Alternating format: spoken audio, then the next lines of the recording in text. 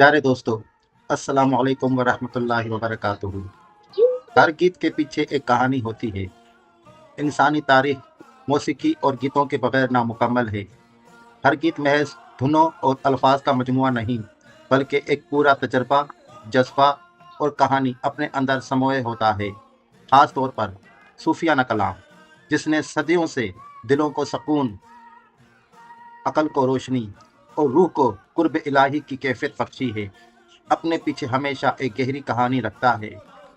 सूफियाना कलाम का बुनियादी महवर इश्क हकीकी है। ये वो इश्क है जो मादी दुनिया की हदों से आगे बढ़कर बंदे को अपने खालिक से जोड़ता है। जब सूफिया ने अपने तजर्बात को लफ्ज़ों में ढाला तो हर शेर, हर मिसरा और हर गीत एक दास्तान बन गया। इसमें कभी फिराक का दुख है, कभी विसाल की खुशी और कभी आजिज़ी और बंदगी की इंतहा। सूफिया कलाम के बड़े शोरा ख्वाजा गुलाम फरीद, बाबा फरीद, बुल्ले शाह, शाह अब्दुल लतीफ़ भिटाई और हज़रत अमीर खुसरो ने अपने वक्त के हालात, मुआशरती नाइंसाफ़ियों और रूहानी तजर्बात को गीतों की शक्ल दी। जैसे कि बुल्ले शाह के कलाम के पीछे वो कहानी है जो मजहबी तंग नज़री और तबकाती तकसीम को तोड़कर इंसानियत का पैगाम देती है। शाह अब्दुल लतीफ़ भिटाई के गीत सिंध की लोक कहानियों में लिपटे हुए हैं, मगर उनमें असल हकीकत, रूह और खालिक का रिश्ता है। ख्वाजा गुलाम फरीद के कलाम में सेहरा की तन्हाई, जुदाई झलकती है। सूफियाना कलाम जब कव्वाली या धमाल की सूरत में गाया जाता है तो ये सिर्फ सुनने वालों के कानों को नहीं, बल्कि दिलो दिमाग को भी झंझोड़ देता है। हर धुन के पीछे वो कैफियत है जो शायर ने अपने हाल दिल से महसूस की। यही वजह है कि सूफियाना गीत सदियों गुजरने के बावजूद आज भी जिंदा हैं, क्योंकि उनकी कहानी वक्त के साथ पुरानी नहीं होती। हर सूफियाना गीत के पीछे एक बुनियादी कहानी छुपी होती है।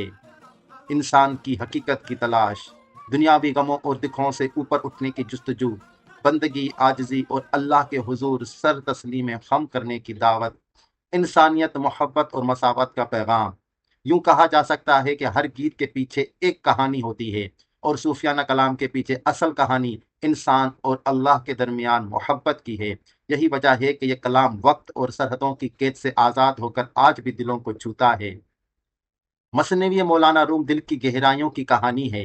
मौलाना जलालुद्दीन रूमी की मसनवी को रूहानी कुरान भी कहा जाता है।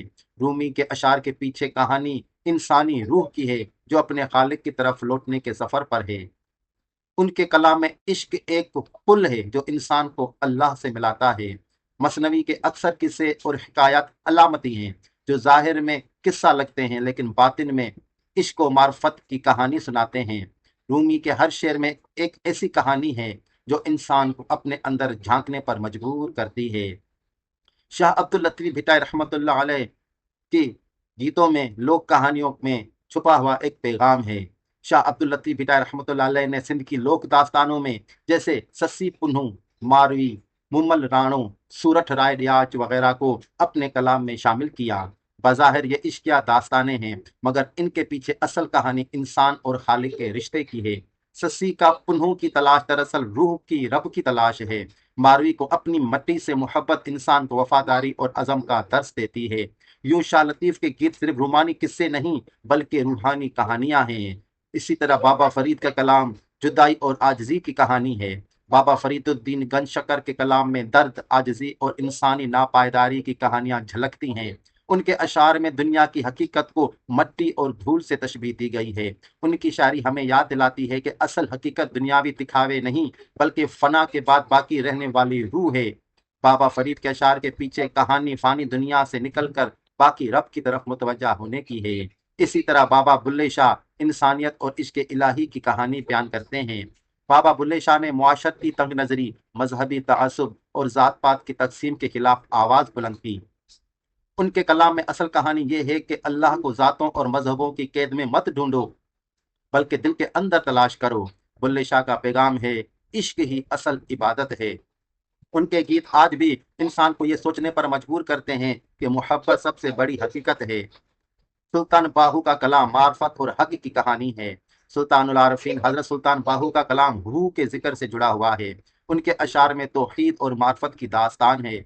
वो कहते हैं कि असल इंसान वो है जो अपने अंदर हक को तलाश कर ले। ان کا پیغام ہے کہ ظاہری علم کافی نہیں، اصل علم دل کی آنکھ سے رب کو پہچاننے میں ہے۔ ان کے گیت ہر سامع کو یہ یاد دلاتے ہیں کہ بندے اور اللہ کے درمیان سب سے مضبوط رشتہ عشق اور معرفت ہے۔ اگر رومی کی مثنوی کو پڑھیں، شاہ لطیف کے سرود کو سنیں، بابا فرید کے اشعار میں ڈوب جائیں، بلے شاہ کے کلام کو محسوس کریں یا سلطان باہو کے ہو کے ذکر میں شرکت کریں، تو ایک بات واضح ہو جاتی ہے کہ ہر گیت کے پیچھے ایک کہانی ہے، اور یہ کہانی صوفی شعراء کے ہاں ہمیشہ عشق، معرفت اور انسانیت کی کہانی ہے۔ اسی طرح مولانا جلال الدین رومی فارسی میں فرماتے ہیں، ہر لحظہ بشکلی بت ایار برآمد، دل برد و نہان شد 100,000 بار آمد۔